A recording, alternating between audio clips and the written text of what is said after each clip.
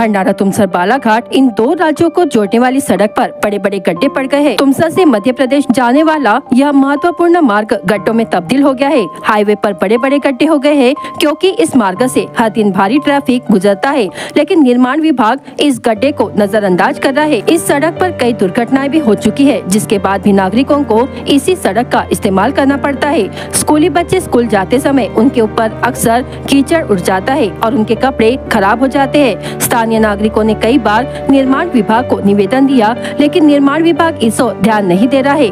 ऐसे में सवाल उठ रहा है कि क्या प्रशासन किसी की जान जाने के बाद जागेगा।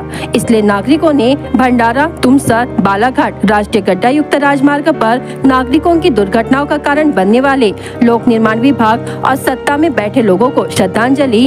गड्ढे में भ्रष्टाचार के अड्डे है, गलित गोंधड़, दिल्लीत मुजरा ऐसे बैनर गड्ढे में लगाकर गड्ढे में बैठकर लोक निर्माण विभाग के खिलाफ विरोध प्रदर्शन किया।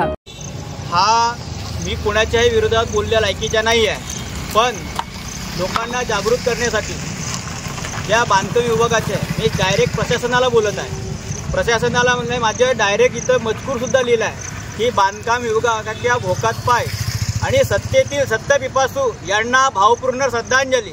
या खड्डेमय रस्त्यात आणि यांचा विषय असा आहे की गल्लीत गोंधळ आणि दिल्लीत मुजरा या पद्धतीत काम सुरू आहे, म्हणून माझं एक निषेधार्थ म्हणून प्रशासनाच्या निषेधार्थ म्हणून बांधकाम विभागाच्या भोकात पाय हा मजकूर सुद्धा लिहिला आहे की जेणेकरून प्रशासनाला जाग येईल आणि होणाऱ्या या खड्डेमय रस्त्याच्या कुठेतरी विकासाचा काम होईल।